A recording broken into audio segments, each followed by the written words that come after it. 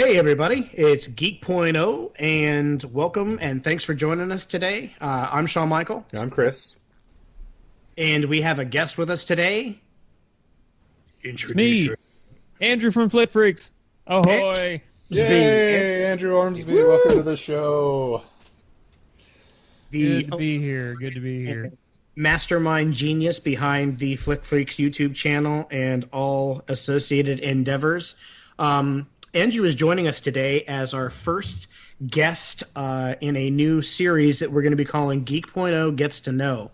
We will be having on an occasional guest where we interview them regarding their expertise in pop culture, gaming, movies, music, and the like, and all things geeky.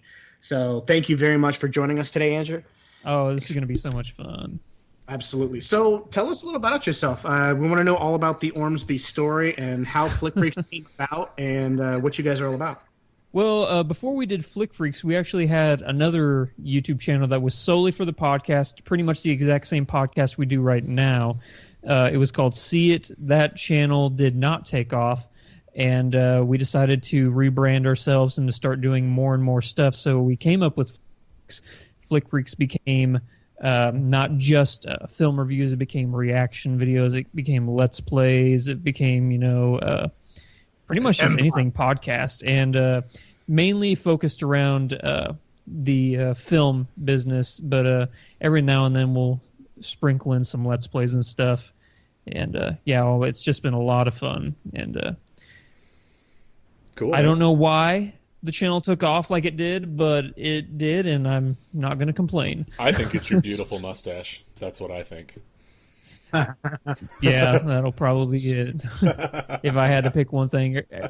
Half of the comments we get on the channel are, cool mustache, bruh. What kind of wax do you use? Pro Rasso. Pro Rasso, there you go. Actually, I use that shaving cream. Rasso. Ladies and gentlemen, if you want a good mustache like this one, which you can't tell because this is an audio we'll post recording. Yes. I was talking to Sean the other day. Who were were we talking about? Tom Selleck? And I said that I was honor bound by mustache code to see every single Tom Selleck movie ever made. Yes. Okay, yeah. That's Did what it you was. watch Runaway? No, but I did download it, so I have it. Okay, I was going to say. So we were talking about movies. What are we talking about when we got onto the topic of that? I don't remember. It had to be something about Transformers because that's what we were playing in the arcade at the time. Oh, that's right. We were playing in the arcade. That's right. So Andrew and I had a bit of a business meeting at Andy B's. A business meeting over arcade games, bowling, and laser tag, because that's how you do it, folks. If you're going to have a meeting, I can't recommend that style of meeting enough. It was amazing. Yes, it was. And we were playing the Transformers arcade game, which we actually completely beat while we were there. Impressive, gentlemen. And yes, we were talking about Tom Selleck, and all of a sudden it occurred to me. I don't even know how we got on that topic, but we did. And I brought up Runaway, which is like my favorite Tom Selleck movie. It's a classic from the 80s, where he plays like it's a cop in the future. And there's this villain who uses these robot cybernetic spiders that shoot spikes up through people's heads to kill them. And it's really awesome. And he hadn't seen it. And I'm like, you can't be a Selleck fan and not see Runaway. Really? So, I mean, you prefer that to 3 Men and a Baby? Oh, that's classic Selleck right there. Wow. Yes, indeed I do, sir. I do. As a matter of fact, I would go so far as to say I prefer many things to 3 Men and a Baby. But there's nothing wrong with sticking Ted Danson and Steve Guttenberg and Tom Selleck in a movie. Literally the only Tom Selleck movie I could think of. I only think of him as Magnum P.I. Or like Quigley Down Under. That's him, right? Yeah. So I can't wait any longer. We were talking about this before the podcast. Sean was on Singled Out. Yeah, we were talking about Chris Hardwick and how we all strive to be as big as the Nerdist and how great Chris Hardwick and the Nerdist is. And Sean said that he had met him a couple times. And I was like, wait. Were you on Singled Out? And lo and behold, he's been on it twice. So, and originally I thought it was a joke, like, yeah, were you on Singled Out? But then it turns out he didn't laugh, like it was serious. So was it Jenny McCarthy version or Carmen? Yeah, that was my Electra question. version? Was it Jenny McCarthy or was it Carmen Electra? It was Jenny McCarthy. Womp womp. And, yeah, this was a lifetime and a half ago. Was she telling everybody to not vaccinate their babies back then? No, as a matter of fact, what's funny about the whole thing behind Jenny is when you get on the show, basically everyone's packed outside. There's all these people, and the way the format of the show would go was you'd get narrowed down between rounds if you got cut between rounds, you know. So there was this mass mob of us out there, and when they bring everybody into the studio, they stand you up on these like kind of like bleacher type things so you can see everybody on camera. In this, they get everything situated. They tell you a little bit about the filming process, and all of a sudden, this big burly black dude comes out, bald. I mean, just ripped, and he's wearing the tightest muscle shirt he can possibly think of. Was it Terry? He comes Crews? out. No, God, it would be so much funnier if it was Terry Crews. But he comes out and he looks at everybody. He's got his arms folded in front of him, and he's like, you know, I don't remember the exact terms, but he was like, listen here, in a bit, Ginny's going to come out. I'm her bodyguard. These are the rules. You don't look at Ginny. You don't talk to Ginny. You don't touch Ginny. What? Yeah. And everybody was like... Well, some of that makes sense, but don't look at Ginny. Yeah. Avert your eyes. What is So, she, Justin Bieber? Come on, dude. He put on this massive, like terrifying,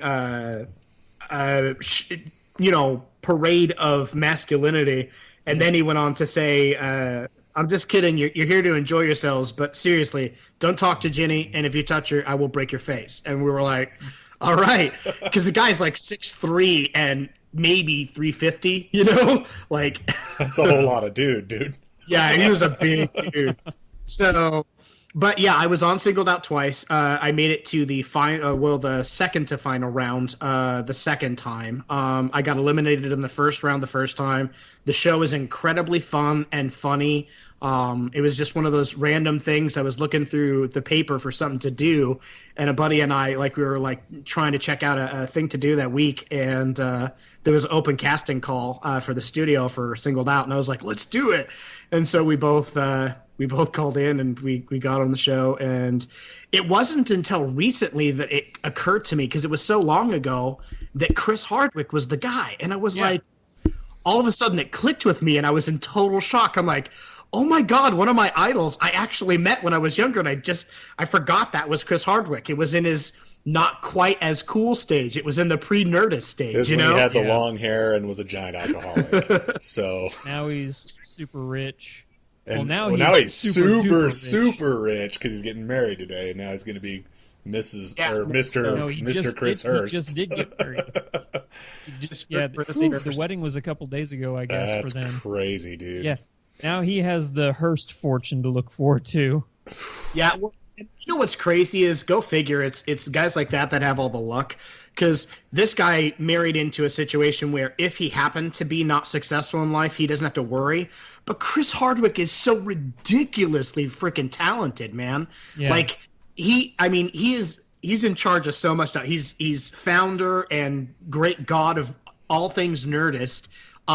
He's got the Talking Dead. He's just and he's like a geek icon. Like, the guy is just, he's amazing. He's incredibly talented. So it's not like he's going to worry about being successful, but it can't hurt that you marry a Hearst, you know? Yeah. He chose the one person where he's going to have to sign A prenup.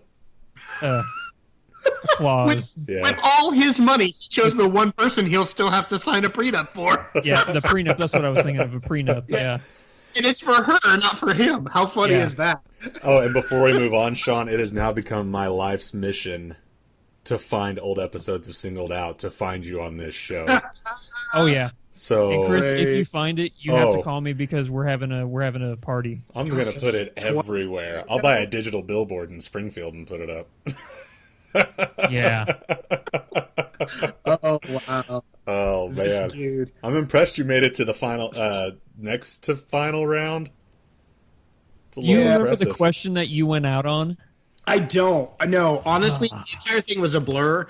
like I said, we went on a whim anyway, and it was kind of like they were taking all at that point because it was a packed house, and like I remember the experience. I remember the stage lot. I remember the set somewhat, but outside of that, I mean. I remember Hardwick was there. I remember looking at Jenny McCarthy and going, dang, because this is before we knew she was crazy. Just knew she was crazy hot back then. Yeah. Not, complete batshit in the head. So, no, it was just fun, fond memories with not many, things to take away from it other than that's one of those things you did in life and you can say you did. You know what I mean? So... Yeah. C'est la vie. But on to cooler and more important things. I don't know how you're going to top that. Honestly. Yeah, no, we might as well just stop. Well, yeah. Thank you, everybody. It was great being here. Andrew, part 2 next week. This is much bigger news than my appearance on Singled Out was. So, big news story for us. We find this highly interesting. I find this highly interesting, so I put it on the list to talk about today. Dang it. One of my favorite science fiction films of all time. I'm sorry. I totally forgot. Before we do my favorite science fiction, one of my favorite science fiction films, I wanted to ask you, Andrew, this is something I had a note down to ask and I didn't.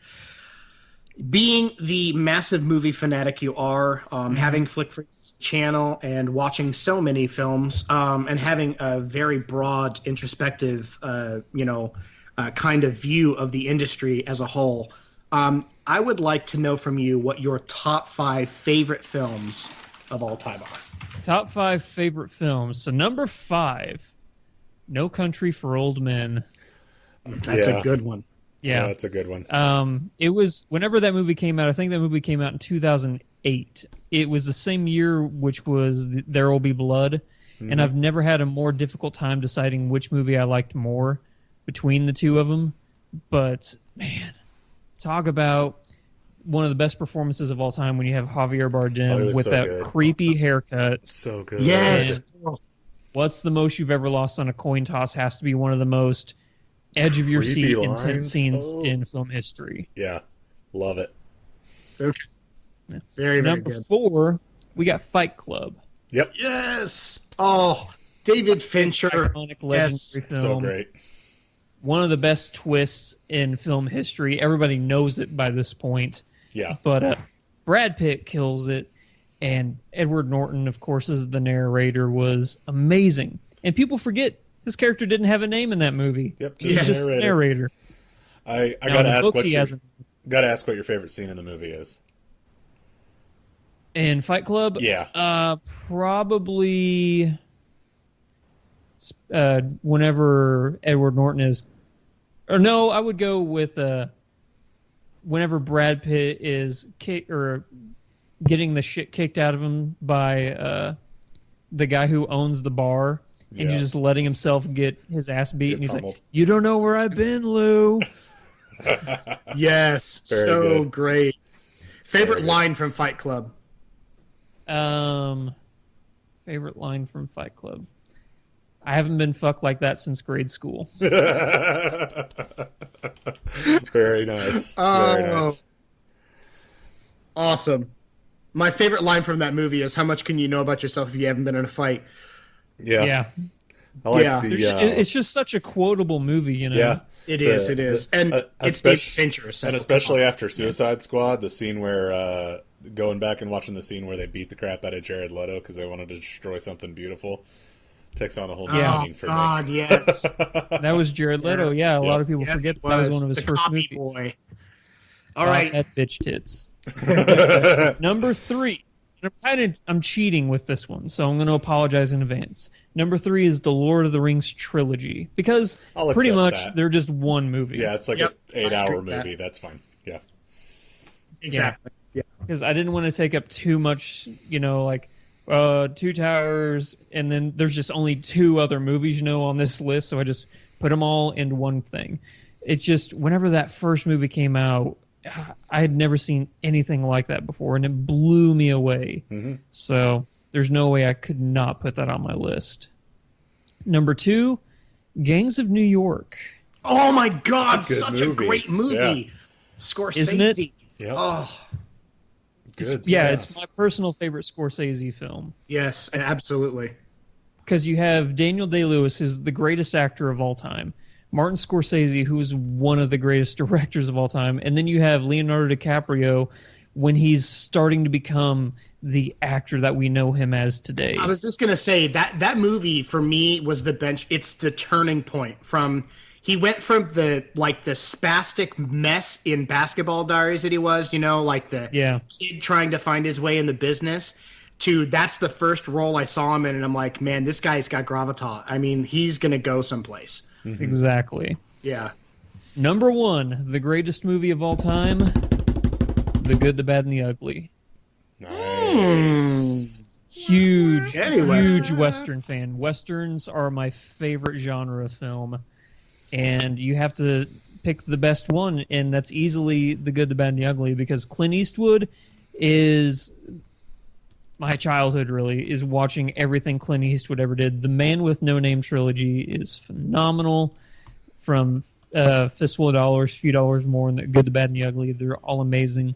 Eli Wallach was amazing as Tuco in that movie.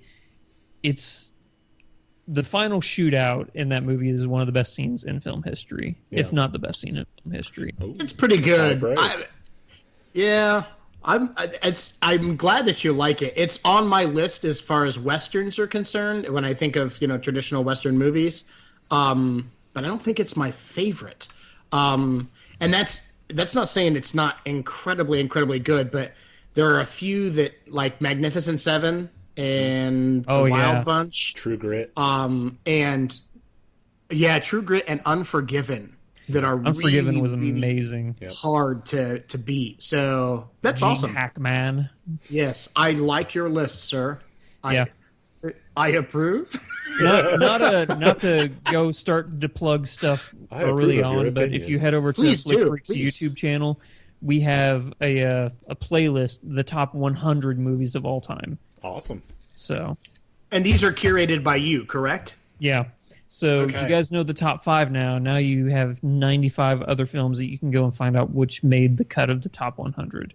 Absolutely, and I guess since you brought it up, guys, we'll do the detailed plugs later. But if you haven't checked out, Andrew's got a great insight into movies and their meanings. He's got a really, really great eye for analyzing things on the fly. It takes me a lot more time to soak in and ruminate on a movie before I can make a judgment.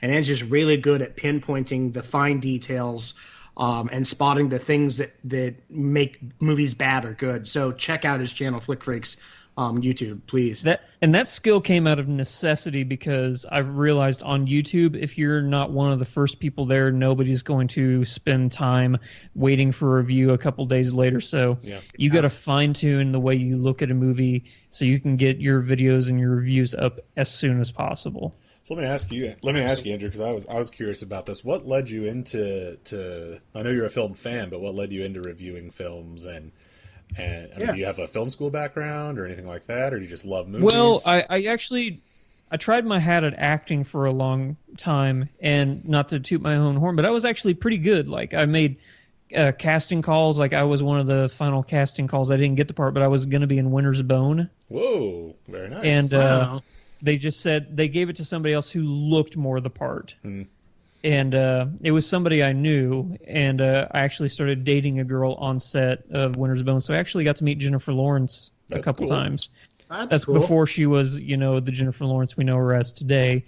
But whenever I was doing acting and stuff like that, I would always watch the way films were made, because I wanted to have a better sense of like how I was to perform certain things. And if I knew a director would say, we're trying to go for a more Coppola style of filmmaking, I wanted to understand what they meant, or the way that an actor approached a specific role. Like if you look at Daniel Day-Lewis and how he totally immerses himself into a role, or if you look at Edward Norton, who just says, I show up on set and I just do what I need to do. I just try and find the way that people do it, and that led to me being able to look at films with a critical eye. So That's really awesome. what got me. I was always really a cool. huge fan of movies growing up, but Yeah. doing the acting thing led me to trying to figure out how films were made. And honestly, the more you know about the way films are made, the more you realize it's a miracle any film ever gets made. It gets made. Yeah, Yes. makes sense. It's insane. Wow. How long have you been doing it? The acting stuff, I started that back in my freshman year, so that was probably about 2000, I want to say. 2000 or 2001 was my freshman year of high school. And I started going to a professional acting school that was here in Springfield. It was run by a guy who was actually Elvis Presley's acting coach. Oh. He was a super awesome guy. He also taught the girl from Days of Our Lives. I forget what her name was. But he worked with a whole bunch of people, and half of the people in Winter's Bone went to my acting school. So That's cool. that's actually That's how neat. I found out about that movie coming to Springfield. So, yeah, that's... And when did you that's start when I Flick really Freaks? got into it. What's that? And when did you start Flick Freaks?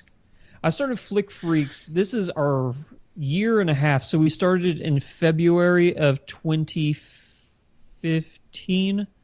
Okay. And we had another YouTube channel before that, which was Wow. the See It one. And that one, it was just solely the podcast. And then, we started Flick Freaks in 2015 in February, I think. I didn't realize it was that new. So that's actually phenomenal success, because you didn't just build a brand over time and grow your viewership. I mean, you're almost at 30,000 viewers, and that's a year and a half of work. That's nuts. That's the way to go. Honestly, I can't take all the credit. It's just been a blessing of collaborating with good people and my support staff I have on Flick Freaks, not just me, but all the other people who help me with the Let's Plays. I got to give them a bunch of credit, because if it was just me, I wouldn't be able to do it. Awesome. dude. Good to hear. Yeah. Well, on to why we brought an expert on with us. We both happen to be big movie heads. I happen to have a massive collection of movies stored on the media server. And I wish there was a way to validate this. I swear that I watch more movies than 90% of the public. And I say that because for years doing what was my primary business was, which was the computer company Rethink. While I worked on stuff, I always have movies playing. So I'm watching a movie, 10 hours a day for years. So I was constantly watching movies. Yeah. And so I've seen thousands and thousands and thousands and thousands of movies. And I love movies, but I have opinions and I've got feelings about things. But I don't have, in my opinion, what I would call an educated and trained critical eye like you do. And so it's one of the reasons why we want to bring you on to have you here for this inaugural kind of foray into this new thing we're going to do with Geek.0. And so we want to talk a little bit about movies, and I can't think of a better one than one that it could be potentially as polarizing as the Blade Runner sequel. I'm sure 90% of the people who are sci-fi fans, if you don't know what Blade Runner is, you're not a sci-fi fan. Yeah, it's one of those, what would you call it? It's a requirement to be called a nerd. A prerequisite. Yes. Prerequisite, yes. So, of course, the have original not movie. Seen it. Oh, I should. I haven't seen it. How No. terrible of a human being I know. are you? I know. Okay, know. so to break it down, baby, I won't spoil anything. No, but go to ahead, because I'll watch. give you the rundown. I promise I'm going to watch So, it. it's an exceptional Rutger Hauer movie. Okay, it's an exceptional Ridley Scott movie. Yeah. And it's a really, really, really good Harrison Ford movie. So basically what the idea behind the movie is in the future, there are people, and it is set in the future where everything is, you got flying cars, and people live digital lives where they buy food out of, like completely prepared meals out of vending machines and all kinds of craziness. And we have advanced to the point in society where we created what we call replicants or cyborgs, okay? But the cyborgs have gone from your typical robotic, very easy to identify, the iRobot style, to now we're at a point where we have replicants, which are cyborgs that are indistinguishable from human beings. Well, even on an emotional level. Even on an emotional level. And society is torn about that concept. And it's almost a rift so deep that there's almost a massive war going on. So it's like society has put out a bounty on discovering and eliminating replicants because they don't believe that they have a place in society. And so Philip Deckard, Harrison Ford's character, is hired to... Rick Deckard, excuse me, is hired. I just know him as Deckard. I keep forgetting. Yeah. Is hired to track them down. He's known as a foremost tracker and identifier of replicants. And here's the thing, as Andrew mentioned, in the original movie, these things are so much like human beings, even on an emotional level, that it takes an expert with a trained eye even to identify what's different from a human as far as identifying a replicant. And so the Tyrell Corporation hires him because of his talents. And I won't go too much deeper than that in it. There's some revelations. He obviously does his job, but there's a lot of subtext.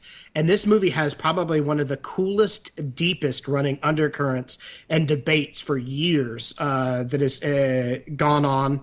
Well, at least until Ridley Scott revealed it in an interview like 5 years ago. As far as and I don't know, would we be spoiling it for anybody? If for Chris, if we no, I know. If we say anything? I know what the spoiler is. Okay, I feel like question that everybody asked for years. I've heard so much about the movie. I feel like I've seen it. Part of the reason I haven't is because, if I'm not mistaken, there's 276,000 versions of this movie out there to be able to be watched. So I don't know which freaking version to watch. So maybe you guys can tell me which version of the movie to watch if you have only some suggestion. Watch the director's cut Blu-ray. Director's cut Blu-ray. Do you agree with that, Andrew? Yeah, honestly, and this is going to piss a bunch of people off, I'm not as up on Blade Runner as a bunch of people are. I think it's a good movie. I don't think it's one of the most iconic movies of all time. I wouldn't even put it in my top 100. Ooh, ouch. Okay, so I'm not upset with you because I understand where you're coming from when you do that, okay? Because you have a different way of looking. It's definitely in my top 10 sci-fi movies of all time, okay? Mm-hmm. But I think it's important to classify as far as it being a sci-fi movie. It makes that list. I definitely would say it's in my top 100. So the undercurrent here during this whole movie is, and this happened right after this hit theaters and everybody started speculating on what was going on here, was Deckard a replicant? So was he so good at identifying replicants because he was one? And what does that mean for the overall storyline and humanity, and their connection with the things that they create as such? And so it's a very, very good movie. The cinematography is gorgeous. If you're going to watch it, I encourage you to watch the director's cut that was released on Blu-ray. It's simply gorgeous. It's typical of Ridley Scott, wide-angled shots, a lot of really great lighting effects, and he does a great job with composing and setting the scenes themselves, framing. Everything is just very, very, very nice. Almost the entire film is incredibly dark, and I don't mean in tone. I mean, it's always night. Yeah. So much like Aliens, there's no such thing as daytime, which gives this great brooding feeling to the movie. And the movie is based on the Philip K. Dick book. I think it's called Do Androids Dream of Electric Sheep? Yeah. Which I feel bad because I have not read the book, but I've told it's a quintessential, iconic piece of sci-fi literature that everyone who's a fan of sci-fi movies should have read at some point. So, but nonetheless, so this what is on many critics' top 100 list. Yeah. Is being remade, and news popped up over the last year. Of course, Harrison Ford has agreed to come back as Deckard. Ryan Gosling has been attached to the project, and then in the last couple of days, we've gotten word that Jared Leto is coming as well. Rumored right now. We don't have I haven't seen anything yet that says he's actually signed, but he's rumored to be in talks to join the cast.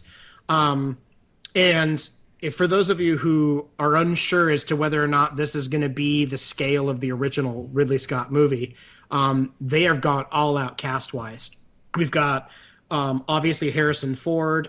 Dave Bautista is on the cast. For those of you who don't know, he's the ex-wrestler who plays basically... He's Drax the Destroyer, the baby. Good-looking... Drax the Destroyer from Guardians of the Galaxy. He has another movie coming out next year I'm super excited for, too.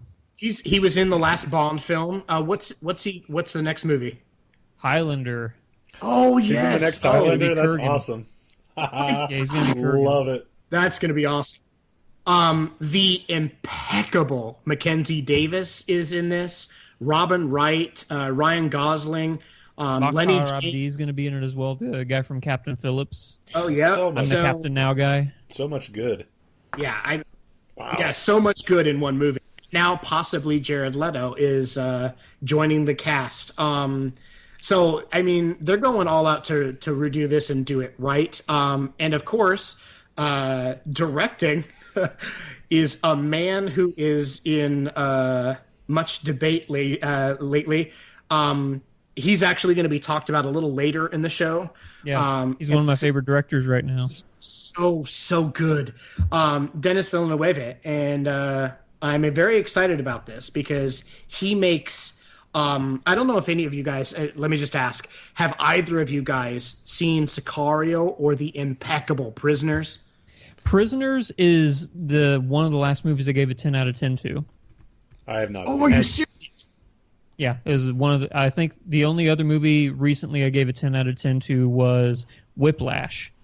But other than that, yeah, Prisoners is one of the last movies I gave a 10 out of 10 to. And he also did Sicario. He did Enemy, which was the Jake Gyllenhaal movie. Yep. It was really good. But, yeah, I mean, seriously, what else could you want from... Because one of the most iconic up-and-coming directors to make... This is going to be his proving ground to where people are like, all right, take this guy seriously. Mm-hmm. Yeah, He's I going to be think the so. next Christopher Nolan. Ooh. Have you seen Prisoners or Sicario or Enemy, Chris? I have not, unfortunately. I don't. With a 4-year-old at home, I don't get to watch near the amount of movies as I'd know. like. A lot of Let me just tell Doc you that- McStuffins, a lot of Dora the Explorer. I mean, if you need Doc McStuffins trivia, I can tell you all about it. But unfortunately, I don't get to get into movies as much. 6-7 movies a year, maybe. I gotcha. Well, let me just tell you then. So what makes Villeneuve so amazing is his ability to build tension that's incredibly uncomfortable. The entire time I sat and watched Sicario, I had this ill feeling in my stomach about what I was watching. Mm-hmm. Like, it disturbed me all the way through. And the cast I love. I mean, it's a movie that I couldn't wait to see what happened next, but at the same time, I had this terrible feeling. It was almost not quite nausea, but I was like, it was seriously disturbing. I felt, I can't even describe it, but there's this tension that he has the ability to build, and Prisoners did the same thing. Talk about a tense movie. Like, the whole time, you just have this tense... It's not quite fear, and it's not quite anger. It's just, I don't know. Can you describe it, Andrew? It's just that ominous feeling that something is going to eventually Go get serious. them. Yeah. So it was an amazing, amazing movie. I would give Benicio del Toro a lot of credit on that because he has that ability to just amp up whatever intensity he brings to a scene. Yeah, Absolutely. I agree. I love him. So what do you think of Jared Leto being in Blade Runner 2. I mean, guys, I have not seen the first one, and I'm not exactly in a Jared Leto mood right at the moment. What do you guys think of Jared Leto being cast? I think he would be a really good cyborg if that's what his character is going to be. I think he could pull that off. Yeah. I should clarify for everyone. The only person who's been attached to this film whose role has been revealed in any way, shape, or form is Harrison Ford. Well, everyone else is just signed on, but we have no idea what capacity they'll be starring in the movie. Yeah. But, yeah, Jared. You can pretty much bet the farm that a bunch of these people, even the higher profile names like Ryan Gosling and Jared Leto, some of them could be the villains, the cyborgs. Yeah, I see Mackenzie Davis and Leto both because of their look, being replicants easy. Yeah, they can pull that off, visually. Being like the uncanny valley, being not right but looking so real that it's hard to tell. Yeah. And Leto has that semi-creepy look anyway. Sorry, Jared Leto. I don't mean that in a bad way. I just, you know what I'm talking about. Yeah, sure. Yeah. So I don't need to explain. We get it. You get it. So you said it's not in your favorite area, your top 100. How do you feel about the original, Andrew? No, it's a good movie. Don't get me wrong. It's just honestly I don't know what it was. I just wasn't a fan of the one ending I saw. And I thought it just kind of fell a little flat for me, that ending.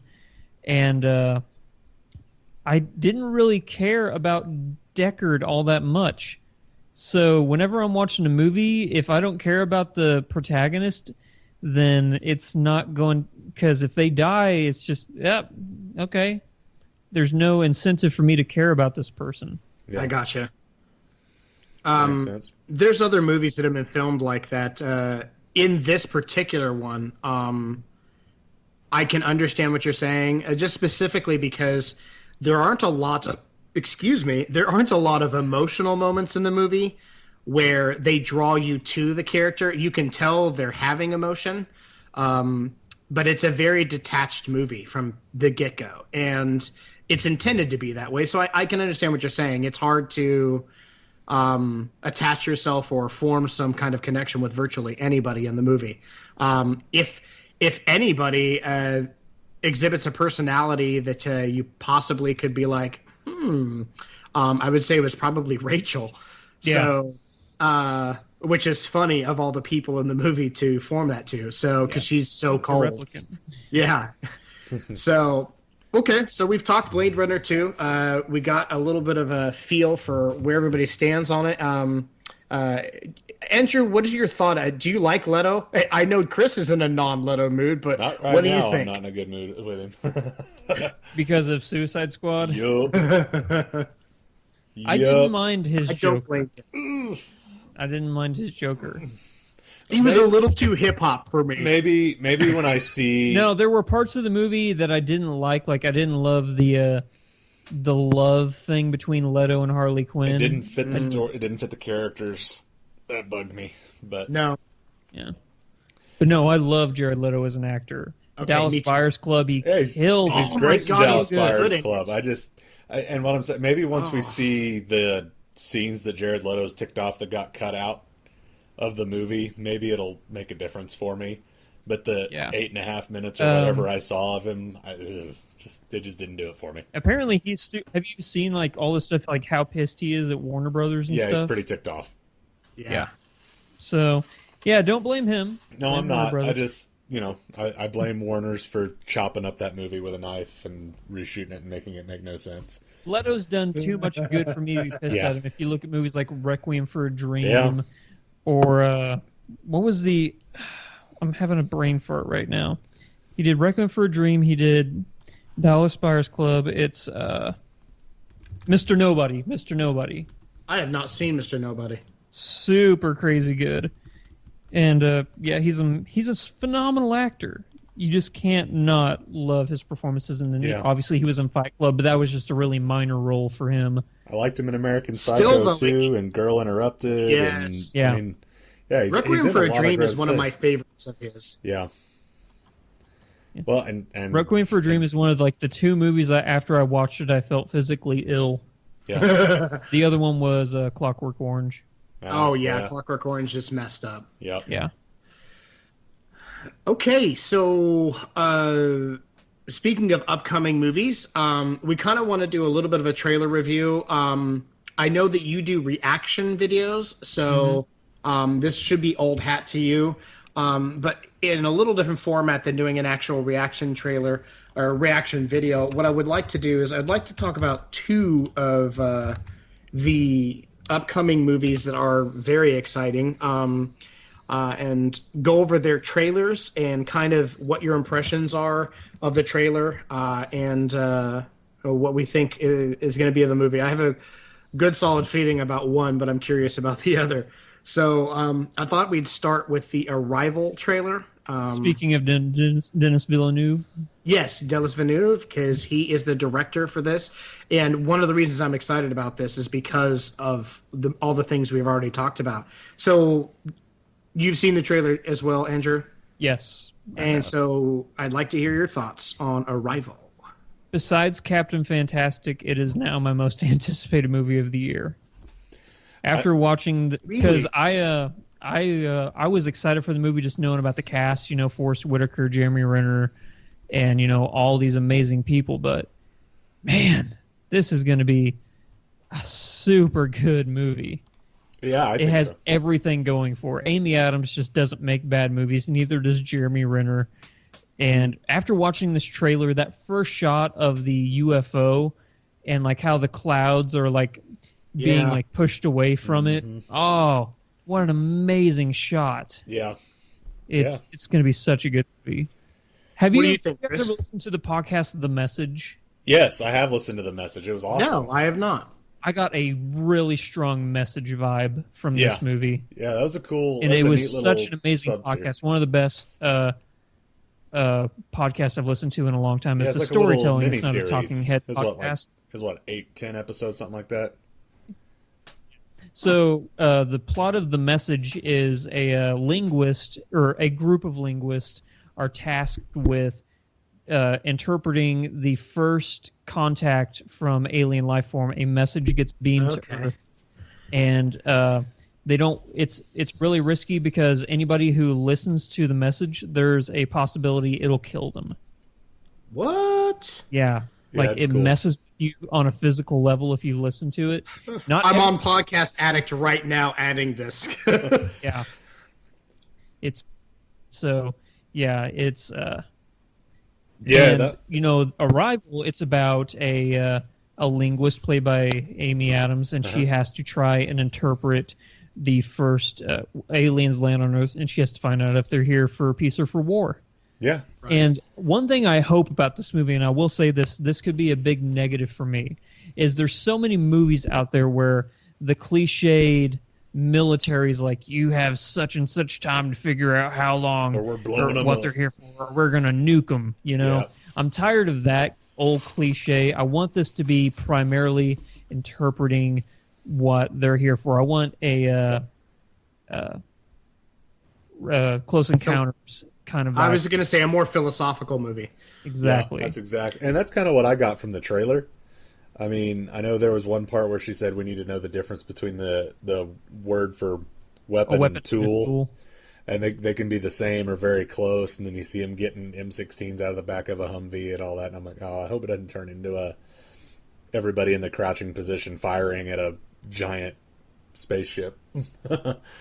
But I thought it looked really cool. And if it grips me as well as The Message did, that was one of those podcasts I was able to do the first 3 episodes like bang, bang, bang. And then I was just waiting a week. Like, come on, I gotta know. And I learned about that podcast from Chris Hardwick. As did I. That's exactly where I heard about it too. Okay, yeah. So more props to Chris Hardwick. Thanks, he was praising the shit out of that podcast. He was like, "No, listen to this podcast." It was and I'm like, so okay. cool. It has a real almost War of the Worlds feel to it, because it's, like the old radio play. I mean, it feels so realistic, and it feels like it could happen, but yet it's completely out there. Great voice actor. Great voice actors. If they can, like I said, if that movie can grip me the way The Message did, it'll be an awesome, awesome movie. I'm excited to hear what Sean thinks about it on Monday when he's binged the whole thing. Yeah, you'll have to send me a message, Sean, whenever you finish that. Because they're only 20 minutes. They're only 20 minutes a piece, 20, 30 minutes. They're quick listens, and you'll want to listen to the next one. So I'm gonna tear it up. It'll be another binge fest. When I watched this trailer, I was filled with hope. There are, and Andrea hit the nail on the head. There are so many of these alien movies where it's like, are they here for battle? Raise the alarm, prepare the nukes. And I got a feeling from this trailer that its entire goal for this movie is to take a far more introspective look at what a first contact with another civilization, society, species could be. Yeah. And Amy Adams, she has I don't know what the word for it is. She has a track record of playing very introspective characters. Take Lois Lane out of it, because seriously. But that's Zack Snyder's fault, not hers. She's one of those characters who's able, just through a look, to convey so many different things. You know what I mean? Yeah. And I watched her in this trailer with utter fascination.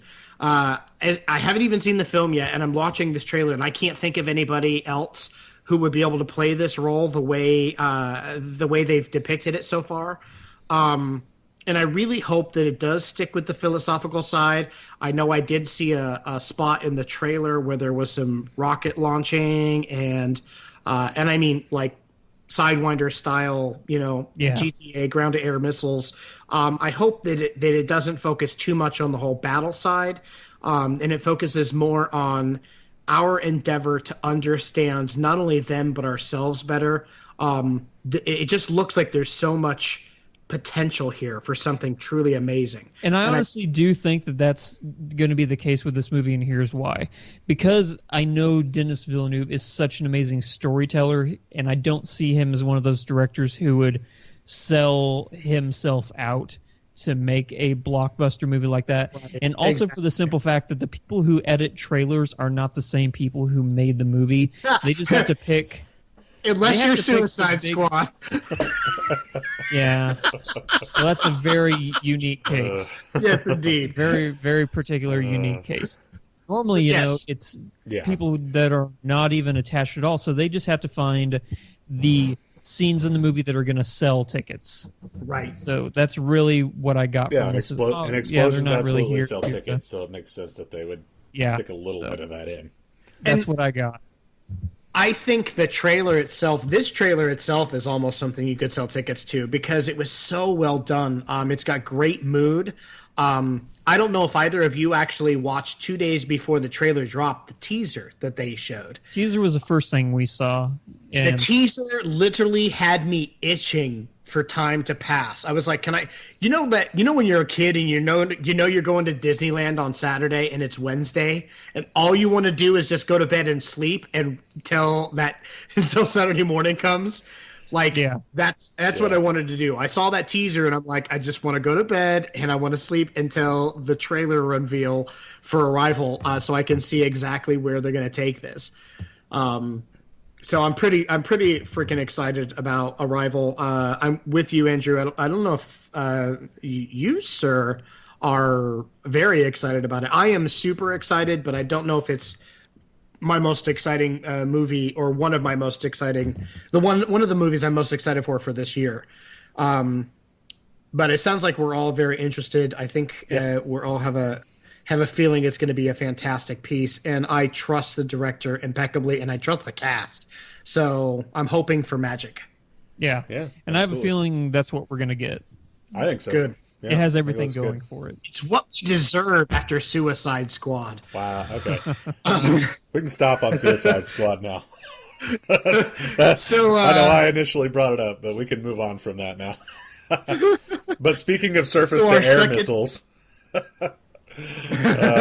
yes, indeed, the Rogue One what's trailer. Our next trailer, Chris? The Rogue One trailer, the story trailer from the Olympics, that was awesome. Whew. Speaking of highly anticipated movies, yeah. So, if Taylor could give me a hard-on, this would be the one. I don't think Andrew agrees. No, this movie's going to be phenomenal. Oh, okay, here we go. Good. No, you should. Actually, our reaction to this trailer got like 50,000 views because I was so pumped for it. Okay, good.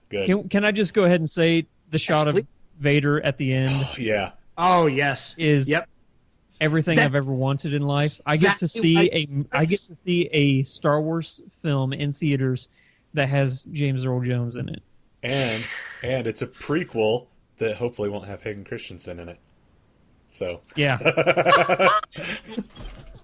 Please tell me, Andrew, that you have watched the Kylo Ren watches the trailer to Rogue One video. What? Yeah, it was great. It was so funny. Oh my! That YouTube channel, Oralnauts, is one of my favorite YouTube channels ever. They make some of the funniest stuff online. Oh, that video made me subscribe to him. Yeah. Yep. Chris told me, have you watched the Kylo Ren reaction video? And I'm like, what reaction video? And he's like, dude, you got to watch it. I watched it and I about died. I laughed so incredibly hard. It was so amazing. They have a bunch of videos where it's Star Wars themed. They have one video where it's how awkward Star Wars is if you take out all of John Williams' music. And just type in Star Wars minus a John Williams score, or you can go on Oralnauts' website and watch the video. You know, the very at the end of New Hope, whenever Leia is giving Han and Luke and Chewie their medals, you know? No, Chewie didn't get a medal. He got screwed out of it. But yeah. Yeah. Oh, okay. Yeah. But just watch that. They just stand there and they just stare at each other without the music. It is so funny. Oh, I've got to see. Be watching that. That's amazing. Yeah. But what did you think of the trailer, Andrew? I mean, I am so stoked for this for a couple reasons. I've always, you always hear that many Bothams died getting us this information, and it's the Death Star. Everybody wants to know about the first Death Star. Another huge thing for me, and it's got to be that Gareth Edwards is going to be directing this. Mm-hmm. And he's the guy who gave us the movie Monsters. He also did Godzilla that came out in 2014. One of my favorite movies of that year. I thought Godzilla was fantastic. Yeah. And the thing I like about him is that Gareth Edwards has the amazing ability to make a sci-fi themed movie, but the main focus is going to be the human story. It's just set in a sci-fi world. And I think that's honestly what Star Wars really nailed, even the original ones. Yes, it's set in a sci-fi world, and it's this really beautiful spectacle, but the fact that you care about these characters so much, I think he's going to nail that on the head because that's what he's really good at. Yeah. I love the fact that it has a true wartime battle feel to it. That siege scene almost on the beach kind of had a Saving Private Ryan type feel. Just two sides run at each other. You got a shoulder mounted missile shooting at an AT-AT. Man, it just that got me ready to go. I think it looks amazing. What about you, Sean? I was informed that that's actually an AT-ATC. It's an AT-AT. By the Nerdist. It's an AT-AT. So, I could not in any way, shape, or form be more excited about a movie coming up for a couple of reasons. The trailer is not only pure magic, but I'm really excited about the fact that this is the first time we're going to get to see a movie that's part of the expanded universe of Star Wars that falls outside the domain of our primary characters. And I'm not taking anything away from the source material at all, but I think it's awesome for years, Star Wars has got absolutely, without question, one of the biggest, online and just worldwide fan bases of fan fiction and everything associated with what happens when you get a bunch of people who have a love for something and just start doing their own thing. Art and books and comics and things like that, all drawn by people who have nothing to do with the original studio. Yeah. And one of my favorite things to do is to go on YouTube and watch lightsaber duels. No joke. Yeah. Those people are good. It's impressive. Some people are incredibly talented. But the extended universe to Star Wars is one of the coolest and most compelling things out there, is the fact that what started as what was intended to be a subpar at best space opera in 77 turned into this global phenomenon. And I don't think any movie franchise in history has had as many people write books continuing on the storyline that was established in its original movie.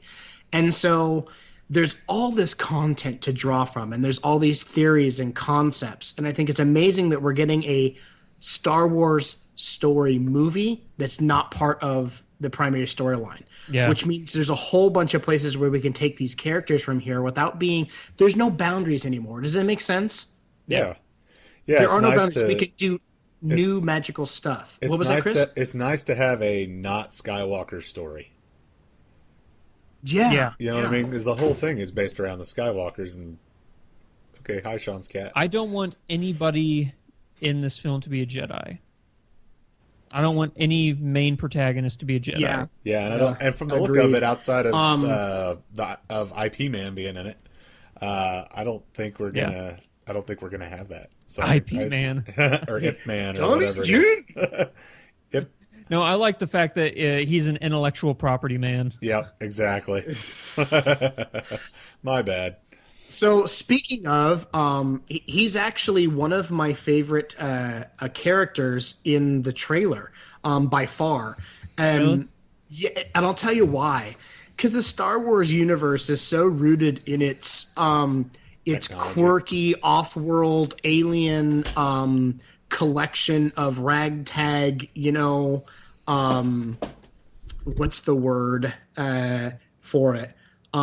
Rebels, so to speak, but a lot of them fit very common, space movie archetypes and stereotypes. And here we've got Donnie Yen playing this really cool character that's straight off the page of Chinese kung fu movies. Okay. He's like this blind master with a Napoleon Dynamite badass bow staff. And he's just tearing stuff up. That one scene where, they're shackled, okay, and he's doing his kung fu thing with the staff and completely dodging. Mind you, the guy's blind, and he's dodging blaster fire like it's nothing, and in the process manages to get the shackle shot off both of them. I'm like, this is some straight old school, like 70s, 80s Chinese kung fu movie work right here, only on a grand scale. It's fantastic. So it adds this new element. Like, I see him being one of my favorite characters in the movie because he's not your typical blaster carrying, Third Reich stereotype. He's a new guy who brings something fresh and interesting to it. And Forrest Whitaker's character. Anyone else notice that in one point in the trailer he's got hair and another point he does not? Oh, really? Yeah, I'm guessing that's the original like trailers. In the original trailers he was bald, and now the new trailers he's got a whole bunch of hair. I'm thinking that's a flashback, but maybe that's he said that'll be addressed in the actual movie. I'm very, very, very excited about this. It's very gritty. Like Chris said, that whole Private Ryan thing, it definitely has much more of a rebellious, like, real war movie feel to it. And I'll tell you what, this movie, the original Star Wars movies, obviously were about the rebellion versus the Empire, right? Yeah. I watched them because they were fantastic movies. and they were fun and engaging, and I got into the storyline, and I was like, so cool, these are the bad guys, but they're so cool looking and badass, and Vader was a bad guy, but you loved him, you know? Mm-hmm. And then there are the rebels and these quirky dudes, and Harrison Ford's like this campy like playboy who's hilarious and funny, and you're like, oh, there's this great characters. This is the first time I've watched something pertaining to Star Wars, and I'm like, I want to be part of the rebellion. Really? Yeah, I'm watching this trailer, and I'm like, man, it would be so awesome to be a part of these people fighting against this oppressive regime. And I have to admit, I watched a trailer that I posted on our site today. A fan did a redo of this trailer. He recut it to the Beastie Boys Sabotage. Was it J.J. Abrams that made the trailer? No. No, surprisingly not. Yeah, this kid, he took the trailer and he recut it and he used Beastie Boys Sabotage. Let me tell you something. If that trailer doesn't make you want to get up out of your seat and grab a blaster and go shoot some stormtroopers, nothing will. That trailer is badass. And I'll have to check it out. Yeah, it's just everything about it has got me excited. That's funny. Yeah, it's fantastic. So I think great cast, a lot of really compelling, interesting new characters. And I think there's going to be, I think it's going to be a great way to kind of expand on the existing storyline and do some cool new stuff and take it and give us more insight into what's all going on. And Mads Mikkelsen's in it, like, seriously, like. So there's 3 performances I'm super stoked for. Number 1, obviously, is going to be James Earl Jones. Mm-hmm. I have to see Vader again. It's going to be amazing. Then Ben Mendelsohn, which I don't know if you ever watched the on Netflix series Bloodline. Oh yeah, absolutely, it's amazing. So, yeah, Ben Mendelsohn. Too yet. Oh, okay, yeah. So yeah, Ben Mendelsohn, who was in Bloodline, he was the brother. He's in this as well, and he's going to be an Imperial officer. He's going to be the main villain in this, not Vader. So I'm really super stoked for that. But honestly, I'm super stoked to see Alan Tudyk and what he can do with that giant droid. Yeah, because I knew everybody knew that he was going to be playing the droid, but that was the first time we saw how big he was. Yeah, he's like, I will decide not to kill you. Another Master says you're a friend. Program droid, yeah. Didn't he predict? Yeah, Chris just said it. He predicted their odds of survival. Yeah, that was a good C-3PO callback. Yeah. Is no one excited for Jane Erso? Jane Erso? Jane Erso? No, Jyn Erso, the lead character. Felicity Jones. Yeah, I know, but whenever I first saw the trailer, we thought that she said Jen Asshole. Yeah, Felicity Jones is a stellar actress. She's so good. That shot at the end of the trailer where she's up on like the sky bridge and just starts running towards the TIE fighter with the blaster. TIE fighters. Oh, that was awesome. Huh? Like, seriously? Yes. Excitement. A well-placed shot. Yeah. That's tension for you right there.